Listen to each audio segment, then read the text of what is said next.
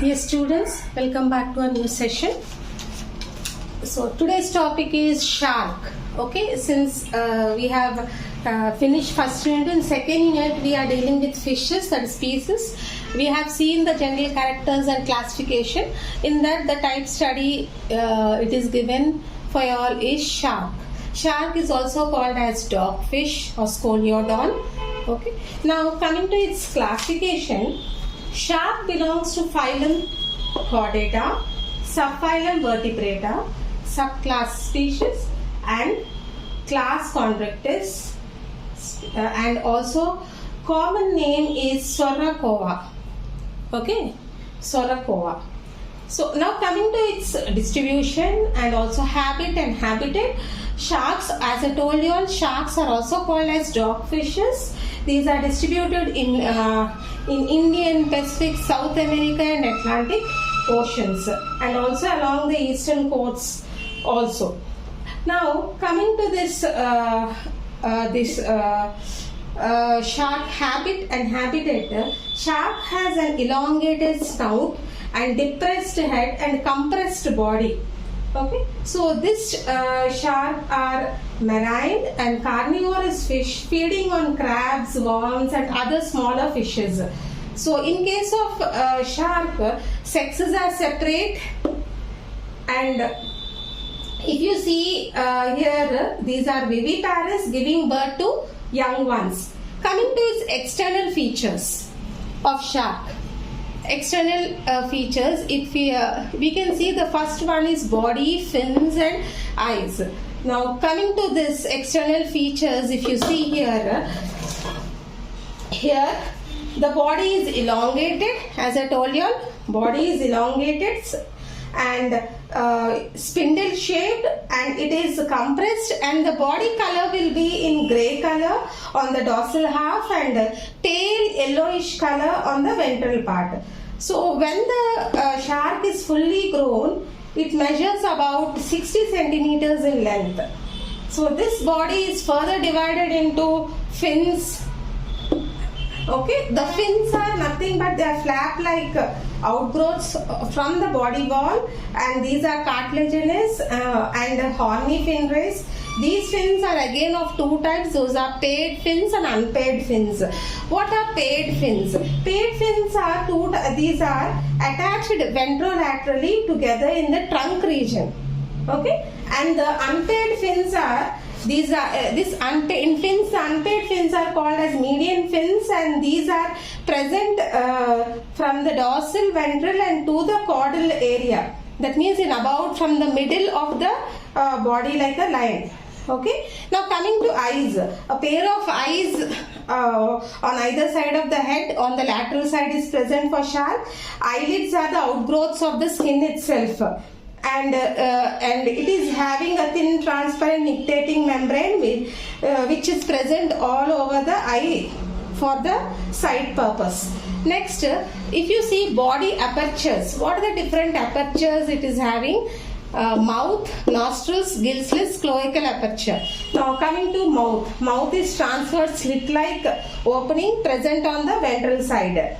Okay, nostrils are anterior to the mouth on the ventral side of the body, and these nostrils perform the function of olfactory function, and also they do not open into the mouth, and hence there is no respiratory function.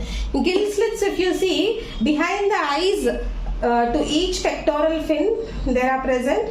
These are called as external gill slits. And next one is cloacal aperture at the root of the tail, that means near the tail caudal fin area between the two pelvic fins. Cloacal aperture is present. It leads into a small chamber called as cloaca, and which is digestive and urinogenital systems for them.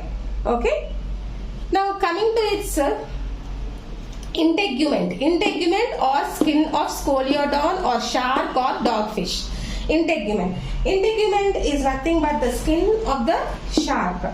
So sharks, as I told you all, these are exclusively marine organisms and cosmopolitan distribution. They are swift swimmers. That means swift means very fast swimming and predatory animals, and also attackers. They are good attackers.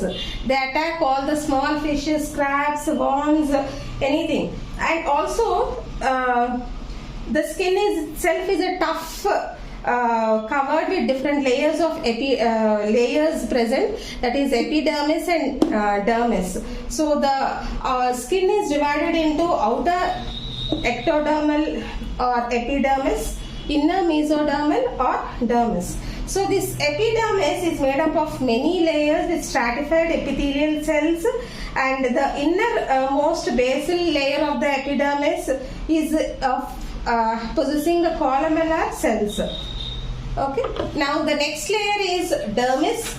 If you see, dermis develops from the mesoderm of the embryo. It consists of connective tissue with white fibers, smooth muscles and pigment cells and nerves. So this dermis also helps as an pigment for the dark color which is present on the dorsal side of the fish body.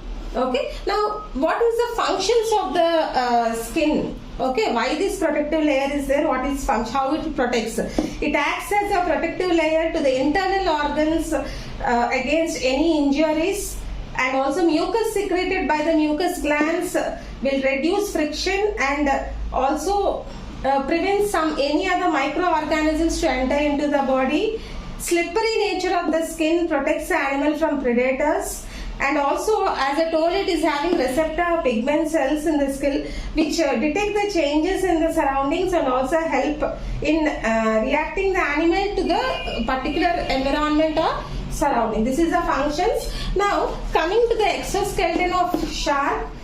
Exoskeleton if shark or dogfish or scoliodon is of very important, and it is formed of very minute hard tooth-like dendricles in shape, and they are placed in a rows, oblique rows.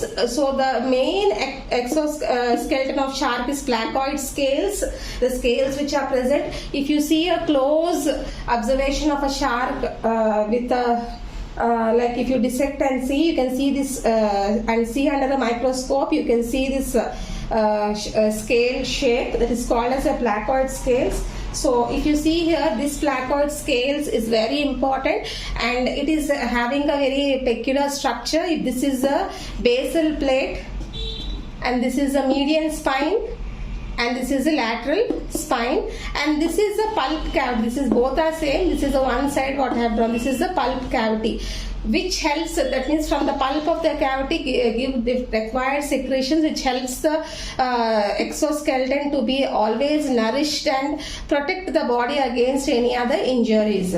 So this is about placoid scales. In the next session we will learn about digestive system of shark. Thank you.